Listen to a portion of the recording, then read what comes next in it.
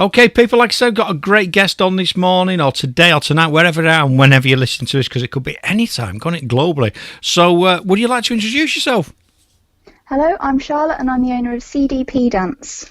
Excellent, CDP Dance. So what does CDP Dance do then, Charlotte? So CDP Dance is a local dance business based in Leamington and Warwick. We have a dance school and we're the only dance school in the area that doesn't do the traditional exam route. We also offer after-school clubs, holiday workshops, and we can also deliver your hen party, or we can help you create your first dance. Oh, first dance. Yeah. First dance. And there's a little story behind the first dance, isn't there? You've had quite a popular first dance, haven't you? Yeah, so I had one couple that they had literally 3 weeks before their wedding and booked me for their first dance, have sent me the video of the first dance and gave me a fantastic 5-star review of how relaxed they felt during the classes, how confident they then felt on the day for doing their first dance. And then from that, I've had a couple of people that have booked me. So I've got someone that they're going to do a father-daughter street dance for the wedding. Someone else that for the bride and the bridesmaids, they're going to do a surprise at the wedding. So I'm not going to say too much about that just in case they hear. But yeah, so I've had quite a few bookings based on people seeing that initial video. So yeah, it's becoming popular. Yeah, I think it's become a bit of a phenomenon, hasn't it? Because everything's evolved, don't they? I mean, I talk about business and business shows and things evolving. And if you'd have said, I don't know, 20 years ago that the first dance thing and people would be doing it and fathers, the bride, and you sometimes get the groom starting to do a dance, and then his best man and all his mates jump up and they start doing an impromptu flash dance, don't they?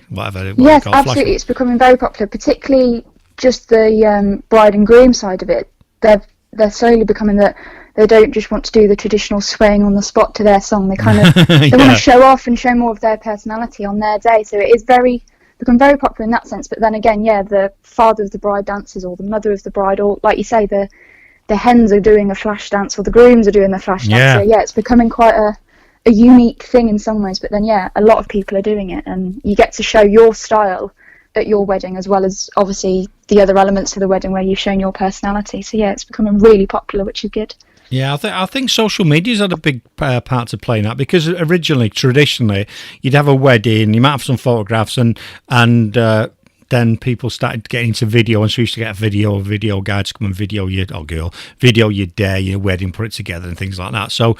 And then really the only people who've probably watched that is the family, won't they? You know what I mean? You probably watch it once and probably never watch it again. But with the event, the age of social media and the cameras and mobile phones and what have you, it becomes like, it can become an instant success, or a global. People can watch it all over the globe, can't they? It become like I'm trying to think of the blooming word now. Viral. The videos can go viral, can't they? And someone else we know, Nadine, is it, that does the video and photography? She had one that went viral, didn't she? Yes, no, she did. So yeah, you never know what it can lead to. Yeah, that's brilliant. So what got you into doing the business, the dance, and what got? I'm presuming you're a dancer yourself, and that's how you got. But anyway, you tell us. Yeah, so I've danced since the age of 4 with my dance school, Julie Bromwich Dance Academy, which are based in Bedworth. Danced with them from the age of 4 up until the age of about 17, I think it was.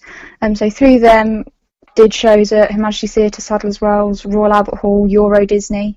So yeah, I've always danced. Then when I was at college, my teacher in my second year was taking performances to the Edinburgh Fringe Festival.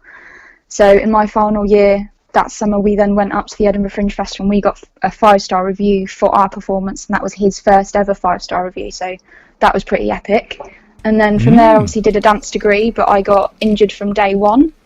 So I was obviously paying $9,000 for a course that I couldn't really do. Right. But was determined that, well, I am still going to dance, I will find a way.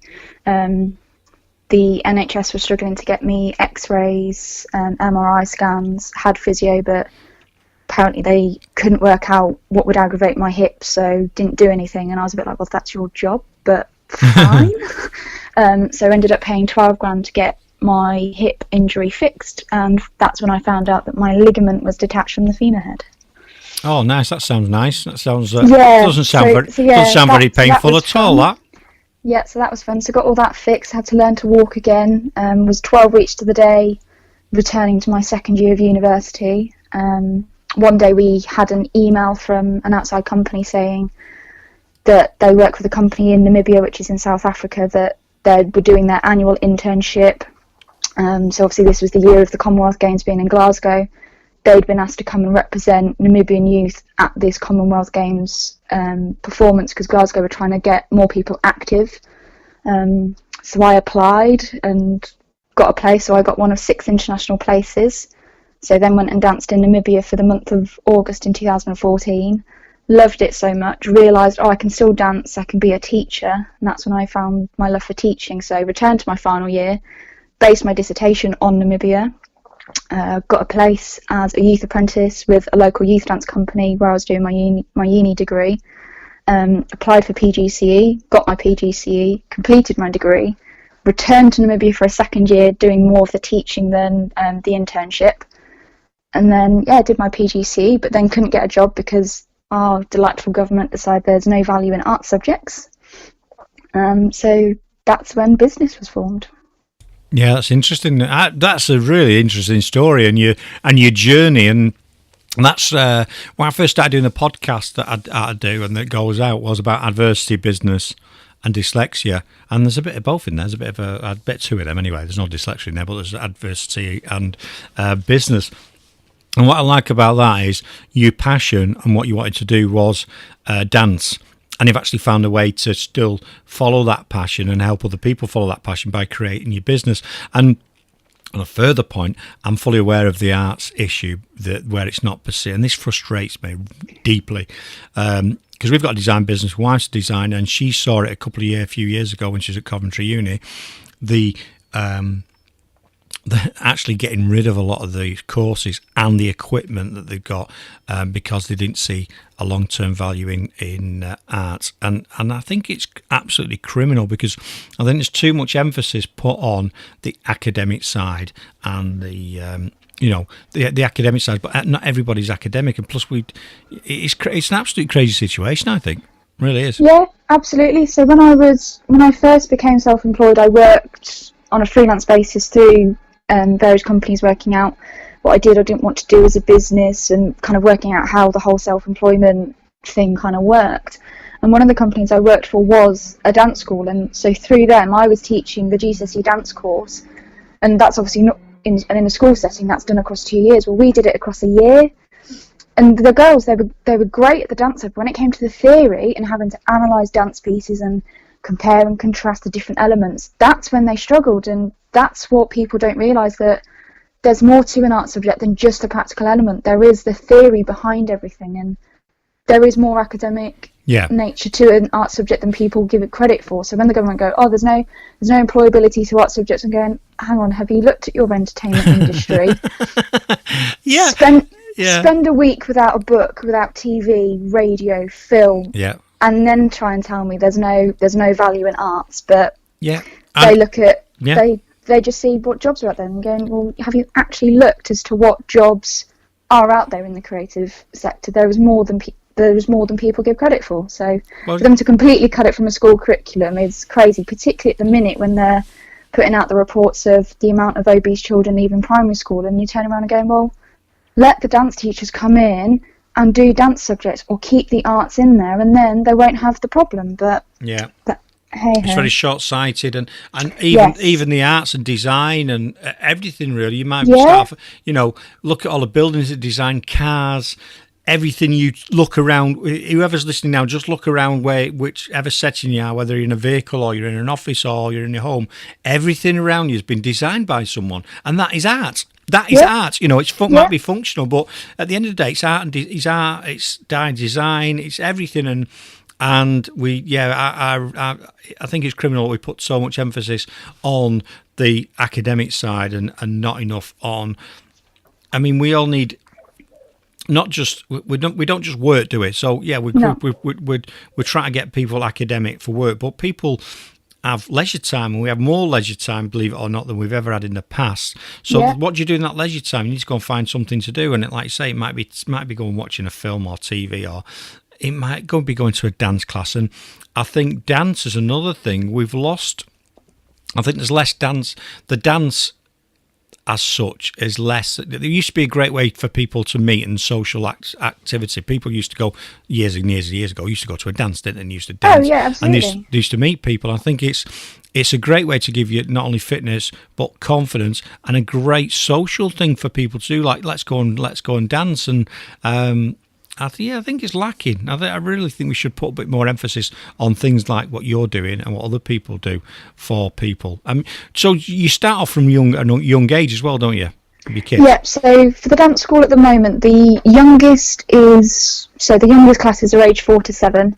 Then they go to 8+. So for the age 4 to 7 class, it's just a creative class. So it's learn the skills of dancing, but it's more focused on the social skills. So building that confidence, building those friendships.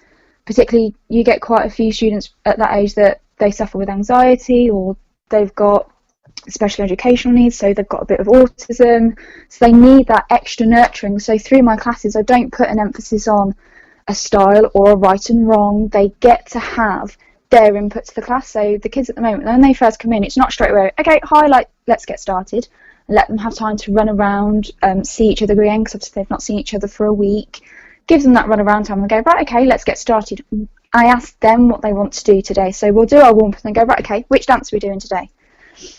What move do you want to add into the dance? So I give them input in their class, so it's not just being dictated to for another 45 minutes. Yeah. They get enough of being told what to do at school, so I allow them their creativity. And then the same in the age 8+ classes. Yes, there are styles, so I'm teaching them the technique of either ballet contemporary or jazz and street. But again, I give them their choice of, right, okay, which routine do you want to do? What exercise do you want to do? Do you want to do a routine today? Or do you just want to stretch? So they have input in their class, and that's what keeps them coming back, because it's their class, not, it's a dance class and Charlotte's just going to tell us what to do all the time. Yeah. They get input. And then recently I've just started an adult street class, which, again, they get input in their class. The adults are finding it strange in that there is no right and wrong in the class, and they're a bit like, what do you mean there's no right or wrong? Again, there's no right or wrong. As long as you're going in the same direction as everyone, I don't mind if you're on the wrong foot, the wrong arm. It doesn't matter. It's about having fun, letting go, just having fun, learning some dance routines. If you get it on the right foot, great. If not, I really don't mind, as long as you're giving it a good go. So that's my whole ethos of my business is have fun, have a go, and not worry about going right or wrong. No one's really watching. So it doesn't matter. Yeah. And that's quite interesting, because I was going to ask you about, and obviously you've answered it because you've got an adult class. So I think I've got 2 left feet. I feel like I've got a bit of rhythm. You know what I mean? When I'm dancing to a track in the kitchen, I'm absolutely brilliant. Do you know what I mean? But I've watched some videos back of me dancing at some parties, and I can tell you now, I'm not the best dancer in the world. And that really doesn't matter. So particularly the adult class, a few of them, they come and going, oh, I've got 2 left feet, or I haven't danced in ages, I'm not going to be able to pick it, I get it, I really struggle. And in the 4 weeks that the class has been running, so we've just stopped for something, the 4 weeks that the class has been running, each week there's been an improvement. They're remembering the routine. So yesterday's class, they were able to do the whole dance without me in 4 weeks. So it doesn't matter if you've got 2 left feet or you don't really feel you've got any rhythm. You take the class, you get from the class what you put in. So if you're wanting to learn it step by step, you'll end up learning it step by step. But they've all managed it. They've all, every start of class are going, right, so what do we remember from this bit of the dance? And they go, oh, I remember that bit, and then I remember that bit. And before long, they go, actually, I've just shown you the whole dance. I go, exactly. It's all it is. You've just, because they've not put that pressure on themselves to learn it. They've just gone, oh, I'm just here for fun. If I learn it, I'll learn it. And they've ended up learning it. So that's fun. That's brilliant. Yeah. So for an adult to learn that, and I get the same in the kids' classes. So, and you can see the look on their face of going, how am I remembering this? And going, because you've not taken it, in some ways you've not taken it seriously, you're just here for fun, and because you're enjoying it, your brain kind of remembers it better. It's not stressing or worrying or trying to remember it step by step, because you're just taking it for fun. The brain kind of processes it subconsciously, so then when you get asked what do you remember, you go, oh, actually I remember the whole dance, and I've only been coming for 4 weeks.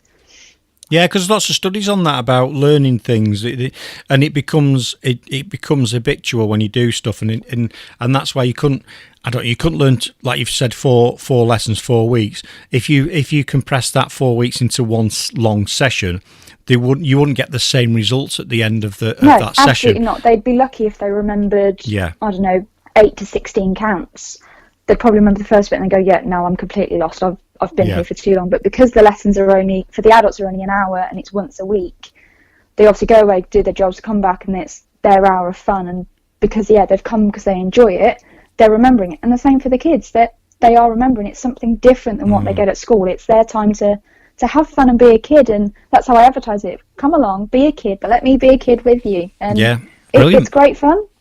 No, it sounds it. I mean, obviously, you want people to come to your dance school, obviously, but not everybody's location is around you in Leamington and Kenilworth area in the Midlands, because this show goes out globally. Yeah, yes. It'd be great if people flew in from New York or LA to you. That would just be incredible because if they wanted to do that journey for a 45-minute class. That would be great. But it might happen. But no, they might fly you out. So if I was listening to this now, going, oh, this sounds great. I've never even thought about that. What a great we need to do something different as a couple or individual. I'm on my own. What would I like to do? I'd tell you what, that sounds like a fun thing to go and do.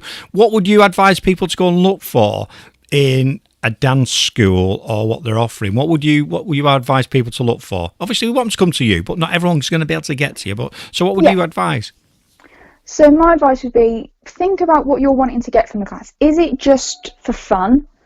If that is, then do a simple Google search of dance classes in whichever area you are. So obviously if you're in Leamington, you're going to put dance classes in Leamington, and it will come up with a whole list of dance schools. So then I would just simply look through their website, and you'll get a feel from their website and how they talk about their classes and the videos and the pictures they've got as to whether that's for you or not for you. And then send them, if it is for you, send them an inquiry. So a lot of schools in the area, they do exams. So if you're looking for kids classes and your son, daughter or whoever has said, oh, I really want to dance, I want to be a dancer when I'm older, look and see, and maybe the exam route is for them. So look and see what exams that particular school offers and see what their exam rate is, and then just inquire, go along for a trial, see how they get on. But if they just want to come for fun, so say they were looking to come to my classes because they're just for fun, there isn't any pressure, there's no exams, again, you'll find me on Google, you'll find me on Facebook, on Twitter, on Instagram, and again, just inquire, come along for a trial, see how the classes get on, and then go from there.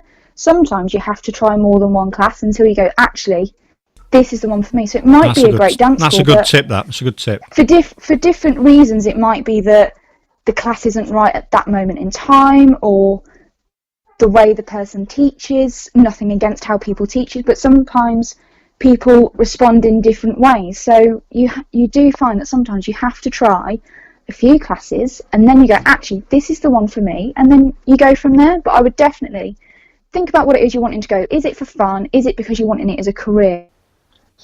So exams might not be for you. So if you're not necessarily wanting dance as a career, you're just wanting it for fun, there are dance schools out there that they may say that they do exams, but there will be a class within their timetable that is just a freestyle class. So again, look at that class, see what parents say about that class, but just inquire with the dance school. They will be able to give you more information than what they necessarily put on the website, and then just go along for a trial, see how you get on. You might have to go for multiple classes or try different schools to find the one that fits, because not every teacher is going to suit your child or you, because obviously everyone teaches in their own way because of their personality, and that's nothing against other teachers in the area, that's just how people are. They teach in their way, so you may find that you have to try different schools. But I would definitely look at Google, see what comes up, look around their website, look at their testimonials, because that will give you a really good insight, and then just inquire, go for a trial, and then go from there. Yeah, brilliant.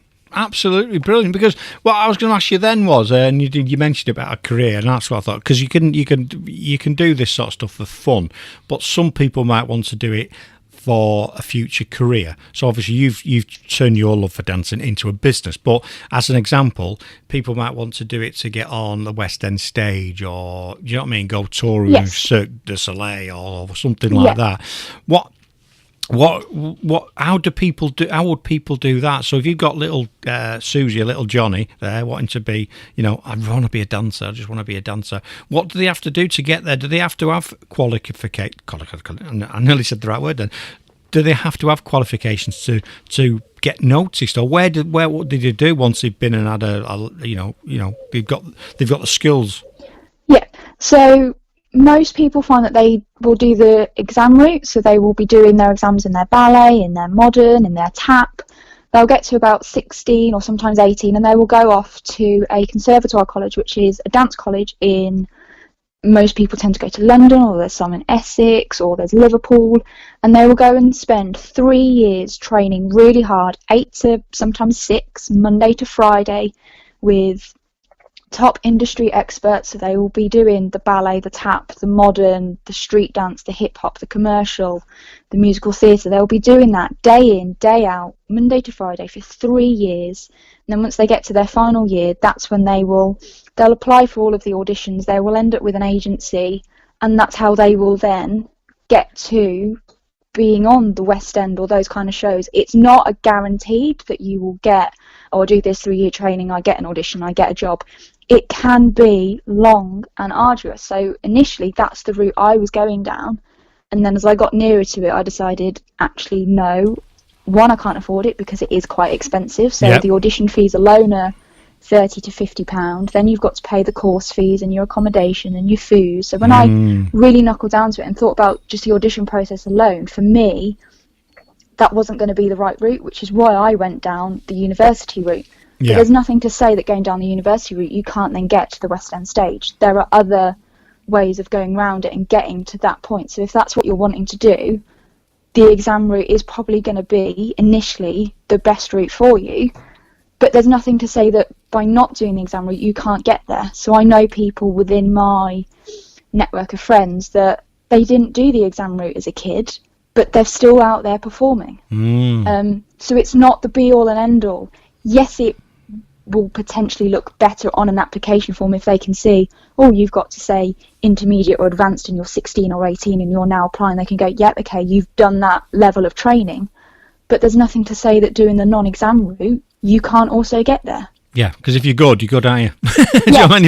If you've got that natural flair and ability and you can take the information on and you've got a teacher that can challenge you, there is absolutely no reason that you can't get to one of the top London colleges and then get to being on the West End. So exams aren't the be-all and end-all, and that's not discriminating against schools that are offering that as a route, but it's not the only route, and that's what sometimes people don't understand, that they think they have to do the exam route to get to that point, but they don't necessarily have to. As long as they've got the commitment and the drive to push themselves, they will still get there.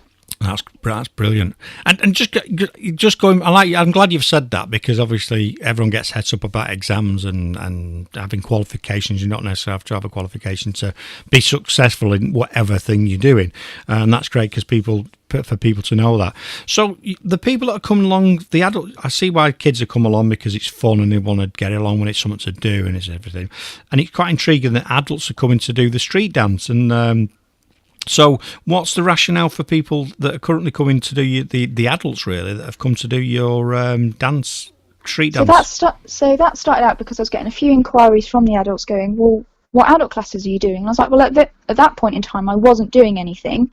So I asked them, well, what is it you're interested in? And they said, oh, I'm really interested in street dance. I said, I've never done it, but I'd really like to try. Like, I used to dance as a kid, or I just love dancing, but haven't found a class that I like. So I went, okay, if I get enough interest, then I'll let you know. So I kept getting inquiry after inquiry. What about adult classes? Like, right, hang on, there's clearly a gap here. I'm clearly missing something.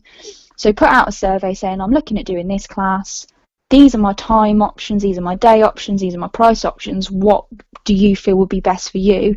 Looked at the responses and then just found a venue and got started. So that's how that started. If I was getting inquiries from people going, well, what adult classes do you do? And I was like, well, at that point in time I wasn't, but because I kept getting more and more inquiries, I was like, right, okay, there's clearly interest in this. Let's get it started. And so far I've had a new person every week since starting, so the class is gradually growing.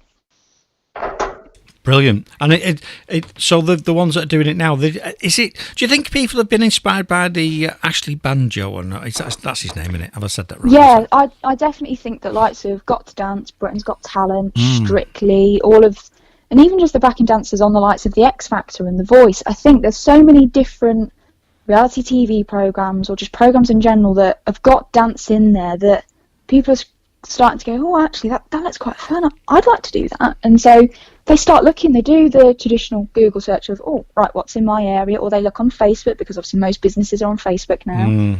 And then they go, oh, actually, I quite like that one. And they go along, and then they tell their friend, and they tell their friend, and it all kind of snowballs. So yeah, I definitely think that the whole entertainment industry, so particularly the TV programs, has had a massive influence on the dance world, particularly now when you can go to the cinema and you can watch things like Warhorse live from your cinema. You don't have to trek all the way down to London or Birmingham or wherever to go and see a show. You can go to the local cinema, and they're on that. So that's having an influence as well, that people who wouldn't necessarily be able to afford to go to the theatre, because theatre is quite expensive, they can go to their cinema and see it. So that again is having an influence of people going, oh, I like that. Let's see what I can do. So they're getting involved in their local youth theatre companies or their local amateur drama group. So I did loads of that as a kid, and that was great. So there is definitely a rise in people seeing an interest in dance. And so going back to the government, them cutting it from the curriculum is a little bit crazy, but it's very, very crazy. It's very crazy. And going back to talking about the first dance, or the father and daughter dance, so that someone sat there going, do you know what, we should do that. How much time do you reckon they need to give themselves to produce something?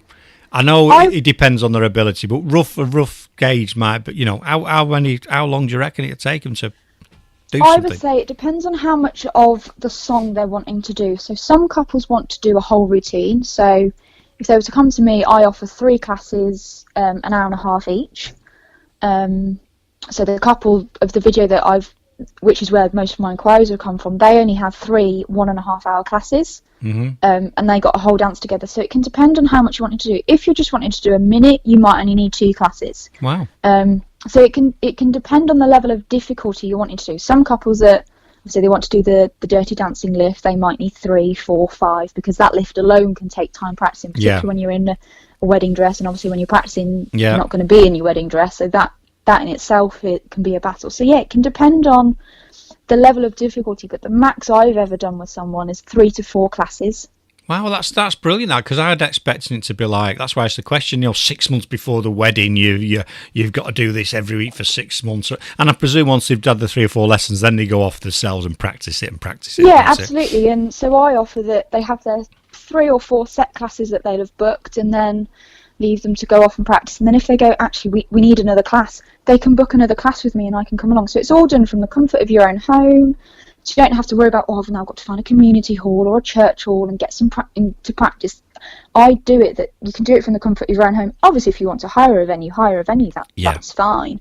So yeah, and that's what really helps people, that they go, actually, I can do it from my own home. I can be on neutral ground. I can feel comfortable and relaxed. So yeah, it can really depend on the song choice and what they're wanting from the dance. If it's just that they want to be able to move, they might only need 2 classes. If they're wanting to do a whole routine and they're really wanting to wow everyone, then yeah, that 3 or 4 classes might be needed. But I only offer an hour and a half, unless someone goes, actually, can we do 2? Can we do 3? Then obviously I accommodate that. That's brilliant. Absolutely. It's been really interesting talking to you about your business and your journey and where you've got to and why you're doing it. And I think there's a lot of information out there for people. Hopefully it sparks some interest for them to go, do you know what? Let's go and have a look at that as a hobby, as an interest, or just even a way of getting fit.